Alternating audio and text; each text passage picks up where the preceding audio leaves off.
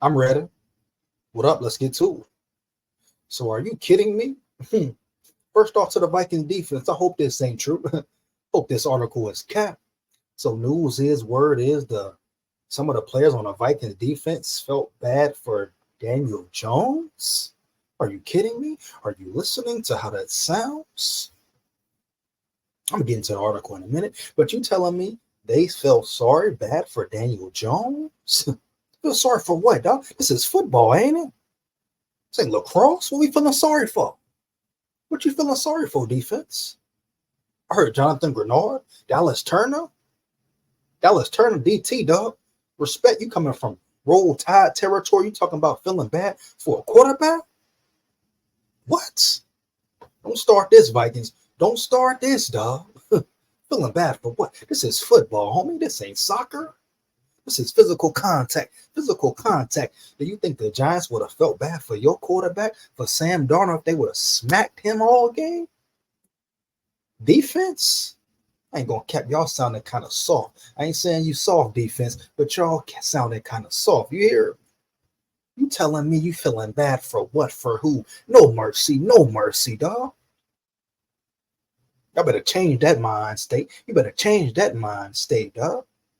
I understand good sportsmanship, but at the end of the day, they wouldn't have felt bad for Sam Darnold if they'd have been cracking him the whole game, huh? Not the media, not the analysts. They would have been all on the Vikings, homie. Talking about feeling bad. Feeling bad for what? You supposed to dominate as a defense. You hear me? Feeling bad for what, Jack? Hey, B-Flow. Get your dudes in order. Get them in order, homie.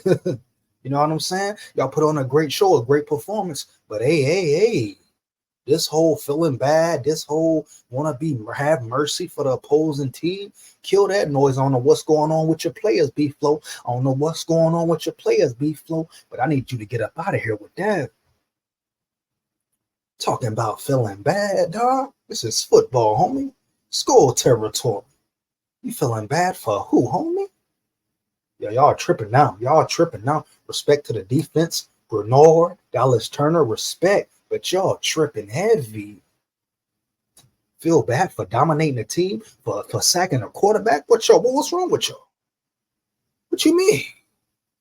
You think the elite teams feel bad? Huh? You hear me? What y'all playing for? What y'all feeling bad for, dog? Many times the Vikings quarterbacks done got smashed, and nobody feels sorry for nothing. What y'all feeling sorry for, man? Huh? It's supposed to be a top 5 defense, so y'all feeling sorry for dominating the team, sacking the quarterback? Y'all better kill that noise, dog. Better kill that noise. Ain't nothing wrong with showing good sportsmanship, but y'all better kill that noise. Y'all supposed to go in every game want to dominate. Talking about feeling sorry. It's your job to dominate. Huh? That's the type of defense you should want to be known as. Punch you in the mouth, smack it, dog. Smack shit, here. They're talking about feeling bad. I better wake up, smell the coffee. Let's get into the article, man. They low-key, high-key really pissing me off. Yeah, they tripping on that one. I can't even cut them no slack. I can't believe this here. Let me know in the comments how you feel about it, man. Are you kidding me? Though? Yeah. Excuse me, man. Minnesota Vikings defense felt bad for Daniel Jones. What? The Minnesota Vikings made it look easy with the convincing 28-6 blowout win over Daniel Jones and the New York Giants in Week 1. No one knew what to expect from either team after an offseason full of changes. But after the Giants scored the third fewest points in the NFL in 23, New York's fan base hoped their franchise quarterback's return from injury would lead to better results. Brian Flores and the Viking defense had other plans. You damn right, dog. They came in flying and popping helmets, dog, to make life hell on their opponent. Let's just say the mission was accomplished. The Giants were the only team to score fewer than 10 points. I told you they wasn't scoring more than 10 year. It reportedly got so bad that some Viking defenders started to feel bad for their opponent's starting QB. What you feeling bad for? Did nobody feel bad for the Vikings when injuries occur? Did nobody feel bad when Kirk Cousins was getting smacked and sacked every game, week in, week out? Huh? Did nobody feel bad when Vikings was getting injured left and right last season, or when Kirk went out, and y'all defense feeling bad? Man, y'all sounding soft right now. You hear me? Y'all better get back to that old energy when the Niners come in town, talking about feeling bad, my boy. Minnesota Vikings defense actually started feeling sorry for Daniel Jones. What, my boy? This is the NFL. Players don't typically feel much remorse for the pros on the opposing sidelines. Duh, that's what I'm saying. Everyone earned their way to the big leagues, and many, like Daniel Jones, are making millions of dollars. But that doesn't mean these freak athletes don't have feelings and emotions. I get that. What you feeling sorry for? You should be happy you dominated. What the hell? The Giants had a huge problem along the offensive line last season, allowing the most sacks in the NFL with 85. The next closest team allowed 20 sacks, less than the Giants. So the front office made overhauling the offensive line a priority and spent $46 million in free agency, signing mid-tier players or of re-signing their elite skill position player Saquon Barkley. To no surprise, the Giants' issues aren't fixed. The new look protection scheme allowed 11 pressures. 4 came from Greg Van Roten, 3 from Jermaine Elamunor, and 2 more from John Runyon Jr. Keep in mind that these were the 3 players the Giants prioritized in free agencies. Well, too bad for them, though. They prioritized the wrong players. How about that? Big SKOL here talking about feeling sorry for nobody, homie. Don't nobody feel sorry for the Vikings, you hear me? The line allowed Jones to be sacked 5 times. Only Deshaun Watson was sacked more in week 1.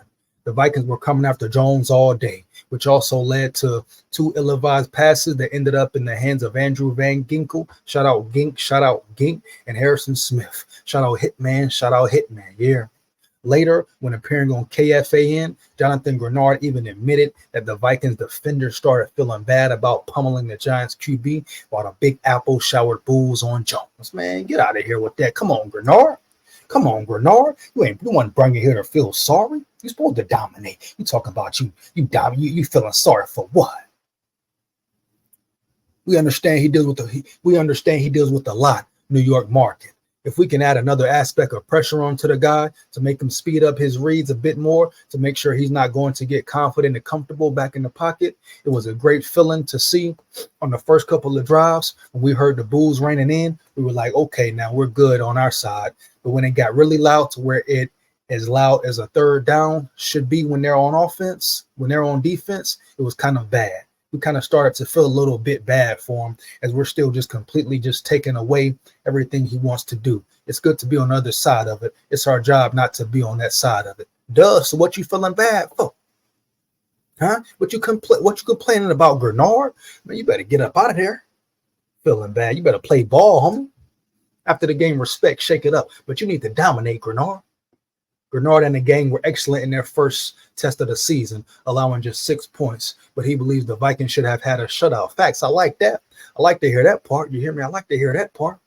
It was good because we got the dub, but everybody knows on the defensive side of the ball, they shouldn't have had any points. It was a quick turnaround with CJ in the fumble, but obviously that was a perfect hit on the ball. It was like the best hit you could make for a guy to fumble like that.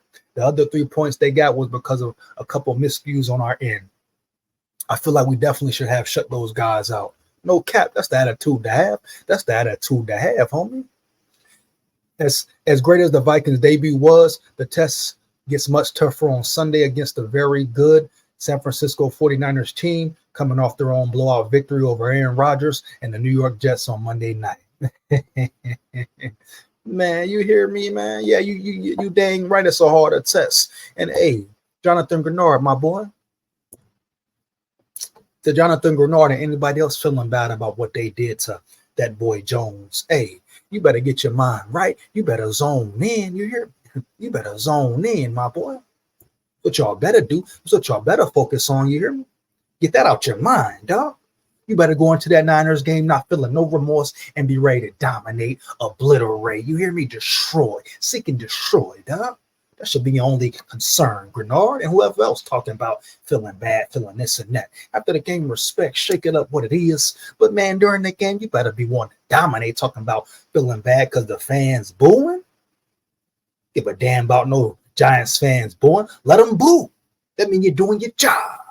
Now, let me know how you feel about it, man. The Vikings defense tripping. Jonathan Greenard tripping and slipping. Man, better zone. Get up out here with that pity party. No mercy when you on the field. No mercy, my boy. This football. Huh? This ain't patty cake. Bakers, man. Bake me a cake as fast as you can. You hear me? Attack. Attack, Greenard. Take my opinion on it, man. SKOL, Vikes, win, lose, or draw. Heavy, man.